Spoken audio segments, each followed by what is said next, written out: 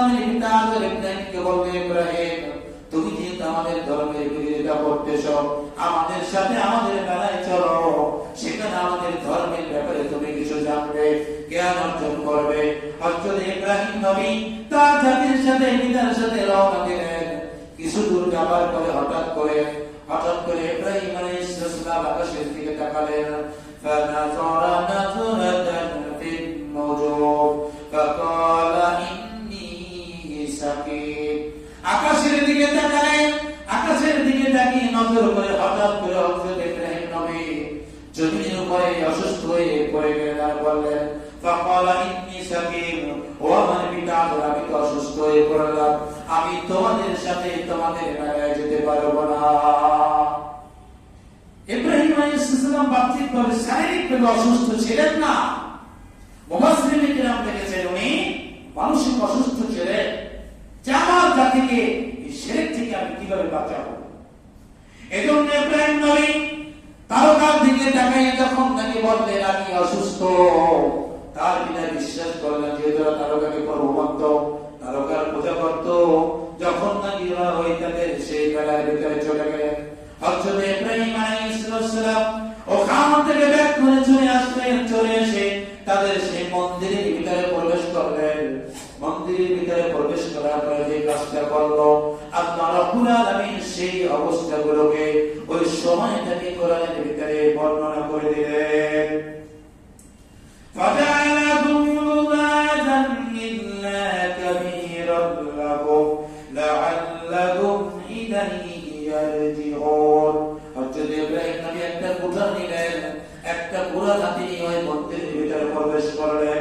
মন্দিরের ভিতরে প্রবেশ করার পরে সমস্ত মূর্তিগুলোকে ভেঙে চুরে তছনছ করে দিলেন।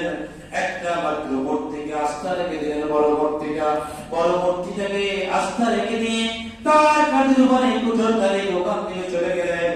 চলে যাওয়ার পরে সমস্ত মানুষগুলো যখন ফিরে আসলো, ফিরে আসার পরে দেখলো তাদের মন্দিরের ভিতরে সমস্ত মূর্তিগুলোকে ভেঙে চুরে তছনছ করে দিয়েছে।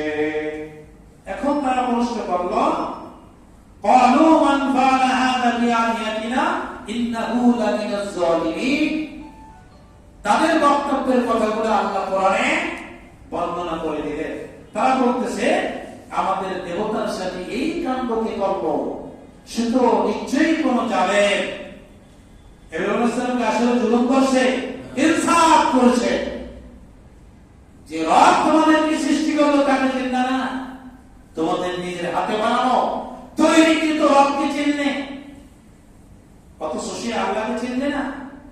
এই জন্য এই কাজগুলো করেছেন, এটা ইনসাফ ভিত্তিক কাজ ছিল, এটা কোনো জুলুম ছিল না। ক্বালু সামি'না ফাতান ইয়াযকুরু ইউকালু লাহু ইব্রাহিম। তাদের মধ্য থেকে এক ব্যক্তি বলল, যে ব্যক্তি কাজটা করেছে তাকে ইব্রাহিম বলে তোমরা সকলেই ডাকো। তাকে বলা ইব্রাহিম, তার নাম হলো ইব্রাহিম, তিনি এই কাজটা করেছেন। তখন তারা বলল, ক্বালু ফাতু বিহি আলা আ'য়ুনিন নাস লাআল্লাহুম ইয়াহতাদুন লাআল্লাহুম ইয়াশকুরুন। বলল ইব্রাহিমকে জনসমক্ষে ডাকা হোক, তাকে তোমরা ডাকো, সকলেই তাকে দেখো। এই কাণ্ড ইব্রাহিম আলাইহিস সালাম করেছেন। যখন তাকে ইব্রাহিমকে ডাকা হলো, বলল ক্বালু আনতা ফাআলতা হাযা বিআলিয়াতিনা ইয়া ইব্রাহিম। ইব্রাহিম তুমি কি আমাদের এই দেবতার সাথে, মূর্তিগুলোর সাথে, এই ভাস্কর্যের সাথে এই ব্যবহার করেছো? ইব্রাহিম আলাইহিস সালাম উত্তর দিলেন, ক্বালা বাল ফাআলাহু কাবীরুহুম হাযা ফাসআলুহুম ইন কানু ইয়ানতিকুন।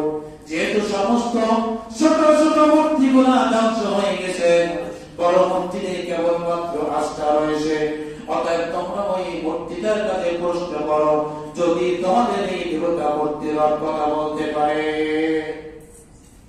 এইটা একটা উদ্দেশ্য মুফাসসিরিন কিরাম তাফসীরে বলে যাচ্ছে, সেটা হলো ওদের বিরুদ্ধে ভিতরে আঘাত লাগতে পারে যে বড় মূর্তিতে যেহেতু আস্থা আছে,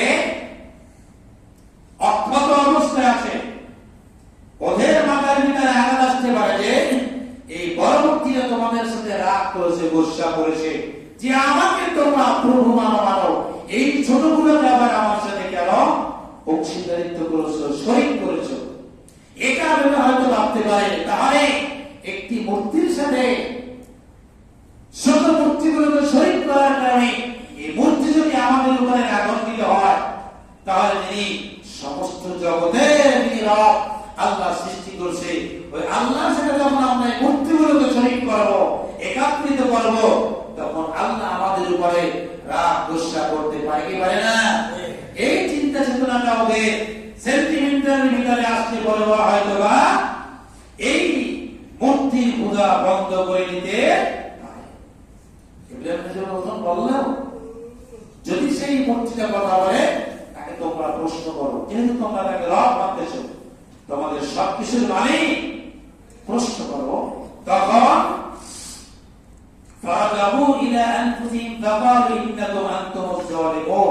ওখানে যে লিডার ছিল, সে লিডার বলল, আসলে তোমরাই জালেম, কেননা এই মূর্তিগুলো তো তোমাদের ভালো মন্দ কিছুই করতে পারে না। সুম্মা নুকিসু আলা রুউসিহিম লাকাদ আলিমতা মা হাউলাই ইয়ান্তিকুন। আসলে তো সকলে মাথা নত করে দিয়ে বলল, এই মূর্তিগুলো তো কোনো কথা বলতে পারে। তখন আমরা বললেন যে ক্বালা ফাতা'বুদুনা মিন দুনিল্লাহি মা লা ইয়ানফাউকুম শাই'আন ওয়া লা ইয়াদুররুকুম। তোমরা তাহলে কেন এই মূর্তিগুলোর পূজারী হয়ে বসে আছো, যে মূর্তিগুলো তোমাদের উপকার করতে পারে, ক্ষতিও করতে পারে না। যে মানুষটা তোমাদের এই মূর্তিগুলোকে ভেঙে ফেললো, তছনছ করে দিল, ওই মানুষটার কোনো ক্ষতি করতে পারলো না। এবং তোমরা যার রব হিসেবে মানো, পূজা করো, তোমাদের উপরে উপকার করতে পারলো না। তোমরা কেন এই পূজারী হয়ে বসে আছো? উফিল লাকুম ওয়া লিমা তা'বুদুনা মিন দুনিল্লাহি আফালা তা'কিলুন। ধিক্কার তোমাদের জন্য, অসন্তুষ্টি তোমাদের জন্য, হাসি তামাশা তোমাদের জন্য, এবং তোমরা যেই মূর্তিগুলোর পূজারি করো, তাদের জন্য কেবলমাত্র আমি ধিক্কার দিতেছি।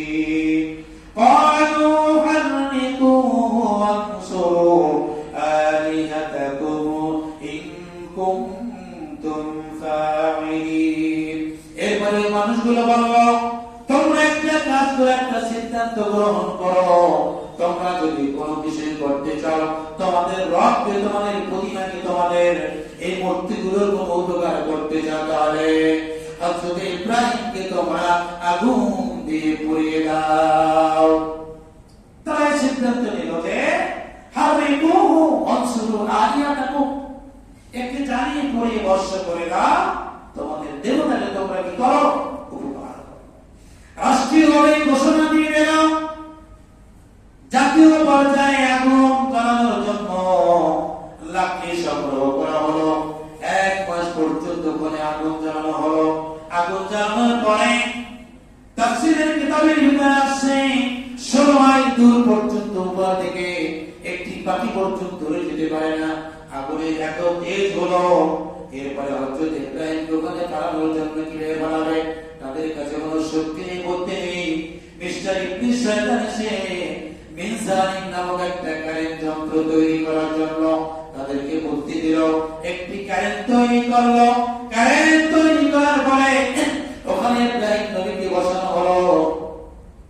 ইব্রাহিম নবীকে বসানোর পরে আল্লাহ রাব্বুল আলামিনের সমস্ত রহমতের ফেরেশতা এসে বসে গেল। ওই কারেন্টটি ঘোরাইতে পারে না। ইবলিস শয়তান আবার পরামর্শ দিল, সমাজ থেকে কিছু যুবক যুবতীকে এনে এখানে তোমরা জেনার বাজার মিলাও। জেনার বাজার মিলাইলে আল্লাহ রহমতের যে ফেরেশতাগুলোকে আমি দেখতে পাচ্ছি, ওই ফেরেশতাগুলো চলে যাবে। চলে যাওয়ার পরে হযরত ইব্রাহিমকে তোমরা আগুনের ভিতরে নামাবে। আগুনের ভিতরে নমরুদ ওই ইবলিস শয়তানের পরামর্শ নিয়ে কাজ করলো। কাজ করার পরে যখন নিচের গুলো শুরু করলো, সমস্ত পাতা সংরক্ষণকারী ফেরেশতা এসে বলল, ইব্রাহিম তুমি যদি বলো আমি বাতাসের মাধ্যমে আগুনকে তুলে অন্য এলাকায় নিয়ে ফেলে দেবো। ইব্রাহিম নবী চুপ রইলেন। বৃষ্টি বর্ষণকারী ফেরেশতা হযরত ইসরাঈল এসে বলল, ইব্রাহিম তুমি যদি বলো আমি তোমার সহযোগিতা করব, বৃষ্টি বর্ষণ করে সমস্ত আগুনকে ধ্বংস করে দেব। ইব্রাহিম নবী চুপ রইলেন।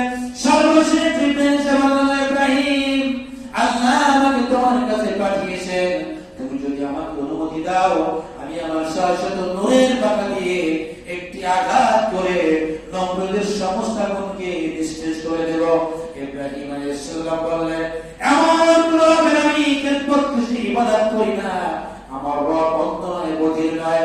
আমার রব সব কিছু দেখতেছে, সব কিছু শুনতেছে, সব কিছু বুঝতেছে। ওই আমার রব সব কিছু করতে পারে। তোমার কাছেও নয়, ইসরাঈলের কাছেও নয়, আল্লাহর কাছেও আমি বলবো না। আমার আল্লাহ আমার সাহায্য করবে। বলুন সুবহানাল্লাহ। হযরত ইব্রাহিম নবী চুপ রইলেন। আল্লাহ রাব্বুল আলামিনের সাহায্য চলে আসলো। হযরত ইব্রাহিমকে যখন আগুনের ভিতরে ফেলাইলেন, আল্লাহ রাব্বুল আলামিন আগুনের প্রতি একটি নোটিশ জারি করে দিলেন, কুলনা ইয়া নারু কুনি বারদাও ওয়া সালামান আলা ইব্রাহিম। আগুন পুরনো ক্ষমতা আমি আল্লাহ তোকে দিয়েছি। আমার খলিলের যদি একটা পশম পর্যন্ত ক্ষতি হয়, তোমার খবর আছে। আমার খলিলের একটা পশম পর্যন্ত ক্ষতি করতে পারবি না। ক্ষতি করতে পারবি না তো পারবি না। সালামুন আলা ইব্রাহিম, আমার নবীর উপরে তুমি শান্তি দায় হয়ে যাও। সুবহানাল্লাহ। বারাকা ওয়া সালামা, ঠান্ডা হয়ে যাও, গরম তো থাকবেই না, বরফ ঠান্ডা হয়ে যাও। এবং এমন ঠান্ডা হবে না যাতে আমার নবীর জন্য, আমার খলিলের জন্য আবার গরমের পড়া যায়। সালামা, ঠান্ডা আল্লাহ ব্যবহার করলেন। সালামা, শান্তিদায়ক। আমাদের যে এসি না বেশি না কম, ঠিক আছে কিনা? শরীরের সাথে সম্পৃক্ত ভাবে চলতেছে। আল্লাহ রাব্বুল আলামিন এটাই আগুনের প্রতি নোটিশ জারি করলেন। আমার নবীর জন্য ততটুকু পরিমাণ ঠান্ডা হবে যতটুকু পরিমাণ আমার নবীর শরীরে সহ্য হয়।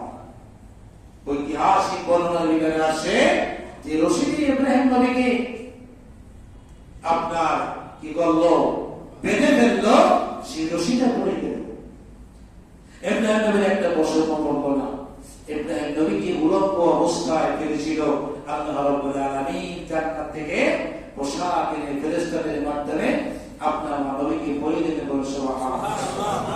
এটা ইব্রাহিম নবীর জন্য কি ছিল? ওয়াইজির তাআলা ইব্রাহিম রাব্বুহু বিকালিমাতিন ফাতাম্মাহুন্না। ইব্রাহিম নবীকে আল্লাহ রাব্বুল আলামিন কিছু বিষয় বস্তু কথা দিয়ে পরীক্ষা করলেন, সম্পূর্ণ পরীক্ষায় পাস করলেন। অতএব আপনার আমার জন্য এই দুনিয়াটা পরীক্ষার হল। 50 এই পরীক্ষা হলে পরীক্ষার সময় সীমানা হলো 60, 70, 100 বছর। আপনার আমার জীবনের পরীক্ষা চলতেছে। আর সেই পরীক্ষার নোটিশ, পরীক্ষার খাতা কার হাতে? কিরামান দুই ফেরেশতা রাখতেছে। সব কিছু টাইপ হচ্ছে, সব কিছু ভিডিও রেকর্ড হচ্ছে। ইব্রাহিম নবীর মতো আমরা পরীক্ষায় পাস করার চেষ্টা করি। শিরক ও কুফর মুক্ত ঈমান নিয়ে বেদাত মুক্ত আমলগুলো করার চেষ্টা করি। আল্লাহ আমাদের তৌফিক দান করুন। বলে আমিন।